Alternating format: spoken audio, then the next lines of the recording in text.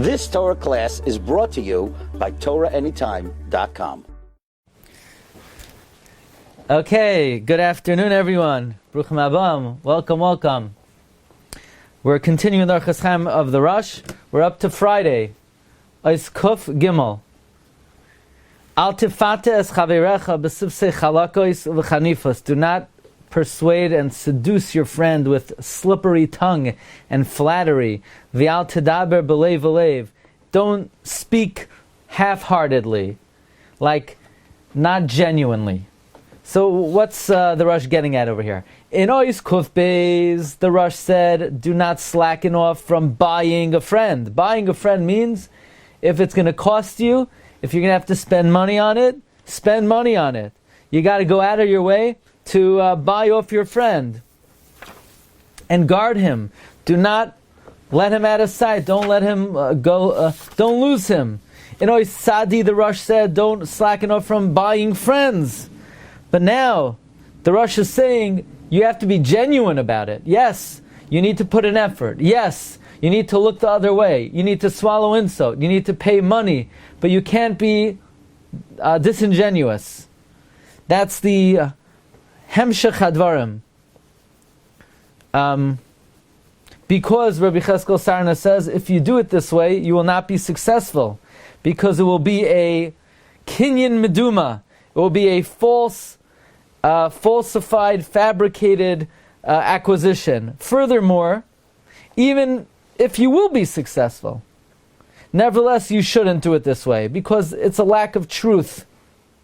Don't, as Rabbi Daniel says, and I'm quoting from Rav Goldberg, do not persuade your friend to say that you did a toiva with him, or you did him a favor, or you said something good about him and you didn't do it. It's usher to steal people's mind. In other words, it is prohibited to trick people. In fact, Rabbi Daniel says, even a goy, you're not allowed to not only steal from a Gentile, you're not allowed to be goy nev das of a Gentile. In fact, the Rabbi Daniel says, tricking a goy is worse than stealing. Why? Because it's a greater lack of honesty. And Rabbi Daniel says we have to be so careful when it comes to truth. Why? Because Rabbi Daniel says truth is miyasoidei hanefesh. It's one of the foundations of the soul. Which means if we were to ask, what is the soul made out of? What is our neshama made out of?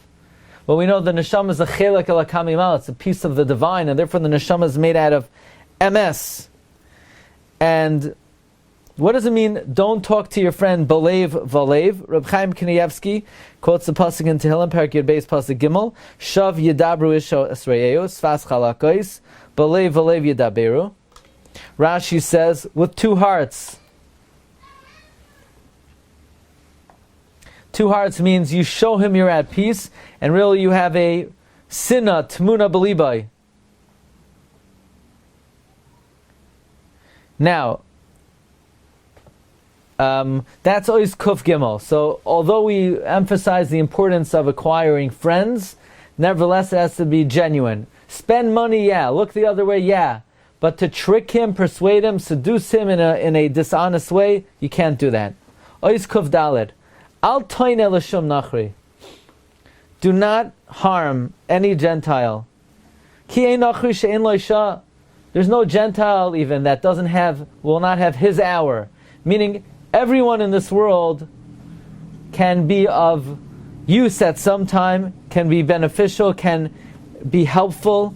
Ve'evrasam shemura netzach. But if you get a guy upset, his wrath will be preserved forever.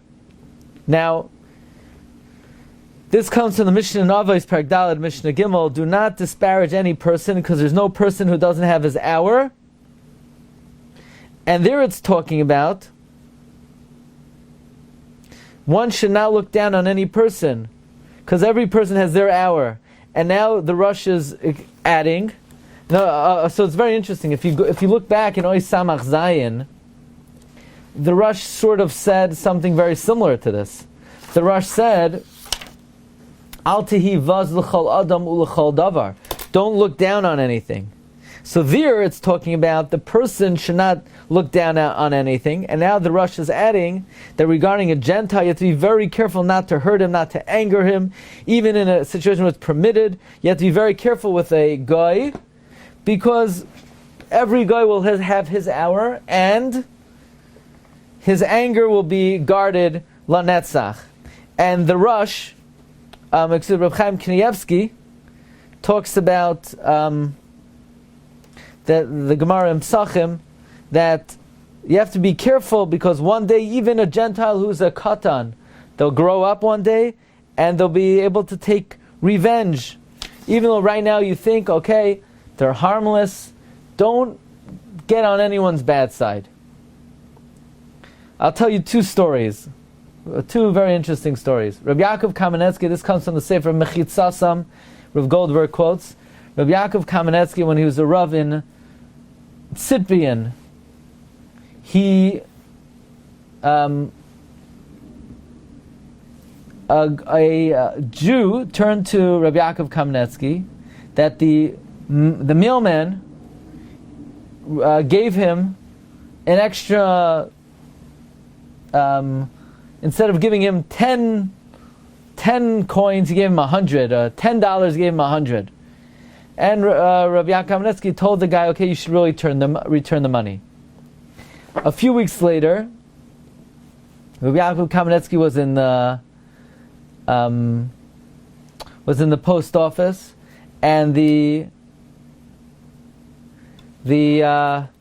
postman also gave Rabbi Yaakov a lot more merchandise than he paid for, and Rabbi Yaakov returned it.